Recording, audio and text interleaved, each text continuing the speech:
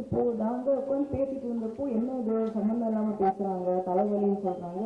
அப்போ ஸ்ட்ரோக்காக இருக்குமோ அப்படின்னு தோணுச்சு. தோணுன்னா வடபழனியிலேருந்து வரலாம், இவ்வளோ தூரம் அங்கே வர வேணாங்க, பக்கத்தில் என்ன ஹாஸ்பிட்டல் இருக்கோ கொண்டு போய் அட்மிட் பண்ணி உடனே டாக்டரை பாருங்க அப்படின்னு சொன்னப்போ தான் எமர்ஜென்சியில் வந்து சங்கர் சார் கிட்ட வந்து அட்மிட் ஆனாங்க. ஆனப்போ அவங்க வந்து ட்ரீட்மெண்ட் ஸ்டார்ட் பண்ணாங்க. ஸ்டார்ட் பண்ணிட்டு ஃபஸ்ட்டு வந்து சிடி எம்ஆர்ஐ எடுத்தாங்க.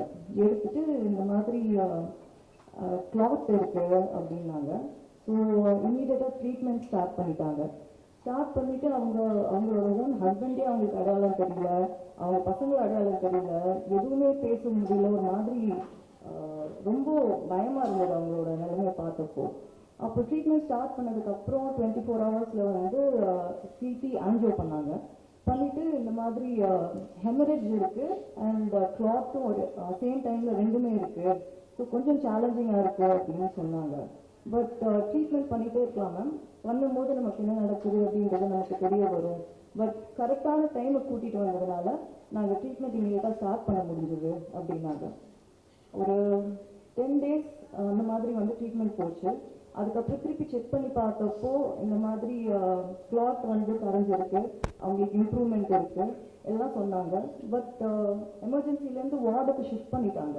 பட் அவங்களுக்கு இன்னும் வந்து அடையாளம் தெரியுது, பட் பேர் தெரியல யாருக்கும்.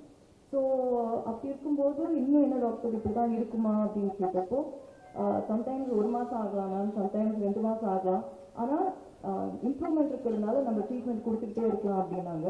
ட்ரீட்மெண்ட் கொடுத்துட்டே இருந்தாங்க. கொடுத்துட்டு ஒரு ஐ திங்க் 1 monthல வந்து அவங்களுக்கு எல்லாரையும் தெரிய ஆரம்பிச்சிச்சு, பேர் சொல்ல ஆரம்பிச்சாங்க. இன்னைக்கு பை காட் கிரேஸ் அவங்க திருப்பி வேலைக்கும் போயிட்டாங்க. So I think that every minute மேட்டர்ஸ்ன்றது வந்து எவ்வளோ முக்கியன்றது வந்து எனக்கு அப்போ தான் புரிஞ்சுது. அண்ட் ஸ்ட்ரோக் வந்துட்டாலே நமக்கு ஒரு நம்ம மைண்ட் செட் என்ன இருக்குன்னா, நம்ம வந்து படுத்த படிக்காகும், நம்மளால ஒன்றுமே பண்ண முடியாது அப்படின்ற அந்த நோஷன் வந்து ரொம்ப தப்பான நோஷன். ஆக்சுவலி ஸ்ட்ரோக்லேருந்து வெளியே வரலாம், நார்மலாக இருக்கலாம். அதை கரெக்ட் டைமில் நம்ம வந்து அட்ரஸ் பண்ணோம்னா இட் இஸ் நாட் irreversible அப்படின்றது வந்து எனக்கு புரிஞ்சுது. ஸோ இந்த காரணத்தினால தான் எனக்கு நான் இங்கே இருக்கேன். ஸோ சீக்கிரம் பார்த்தீங்கன்னா சின்ன சின்ன விஷயங்கள் 2 விஷயம் என்ன நம்ம செய்யணும் அப்படின்னு டாக்டர் சொல்கிறாங்க அப்படின்னா, physical activity very very very important. And எப்பவுமே வந்து நம்ம செக்அப்ஸ், ப்ராப்பர் பீரியாடிக்கல் செக்அப்ஸ் பண்ணிக்கிறது இஸ் வெரி இம்பார்ட்டன்ட். இது ரெண்டுமே வந்து கண்டிப்பாக நம்ம செய்யணும். And mainly people with diabetes, people with cholesterol and ஃபேமிலியில் வந்து ஹிஸ்ட்ரி ஆஃப் ஸ்ட்ரோக் இந்த மாதிரி இருந்ததுன்னா இவங்கெல்லாம் வந்து பீரியாடிக் செக்அப் கண்டிப்பாக பண்ணணும். And physical activity is something which is not, it's not negotiable at all. கண்டிப்பா வந்து physical activity is life saving. அது வந்து it is not அது ஈஸியாக இருக்கக்கூடாது. நம்ம எப்படி 2 விஷயம் நம்ம செய்யணும் அப்படின்னு சொல்றாங்களோ 2 விஷயம் நம்ம செய்யக்கூடாதுன்றது இருக்கு. அது என்னன்னா, ஃபர்ஸ்ட் வந்து neglecting any kind of symptom. தலைவலி இருந்ததுன்னா, இல்லை இன்னைக்கு காலையில் வேலைக்கு குளிச்சேன் அதனால தலை வலிக்குது, இல்லை ராத்திரி ரொம்ப நேரம் டிவி பார்த்துட்டேன் மேபி அதனால தலை வலிக்குது அப்படின்னு வந்து நமக்கு காரணம் சொல்லிக்காம, இந்த மாதிரி இருக்கு உங்களுக்கு வந்து ரெக்கரிங்காக ஏதாவது சிம்டம்ஸ் இருந்ததுன்னா இமீடியட்டாக டாக்டர்கிட்ட அதை வந்து பார்த்துக்கிறதுல தப்பே கிடையாது. நம்ம வந்து அதுக்காக டெய்லி வந்து பயப்படணுன்ற அவசியம் இல்லை. பட் நெக்லெக்டிங் சிம்டம்ஸ்ன்றது வந்து கண்டிப்பாக நம்ம பண்ணக்கூடாது.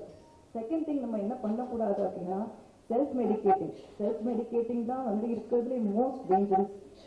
இதுக்கு இந்த மாத்திரையை போட்டுக்கிறேன், அதுக்கு அந்த மாத்திரையை போட்டுக்கிறேன் அப்படின்னா இவ்வளோ பேர் இருக்கிறதுக்கு வந்து பிரயோஜனமே கிடையாது. ஸோ செல்ஃப் மெடிக்கேஷன் டெஃபினெட்லி பண்ணாதீங்க. டாக்டரை பாருங்க. If you can save people from stroke. So அந்த கோல்டன் ஹவர் அப்படின்னு சொல்றது வந்து 4 to 4.5 hours. ஸோ அந்த 4.5 hours உடனே reach a doctor, reach a hospital, do what needs to be done. That golden hour use பண்ணுங்க. I think you can get anybody from stroke out. So thank you for having me today here. And இவ்வளோ medical people இருக்கும்போது medicine பற்றி ஒரு media person இதுக்கு மேலே பேசக்கூடாது. So I'm very very happy to be a part of this and spread the awareness of stroke. Thank you for the opportunity.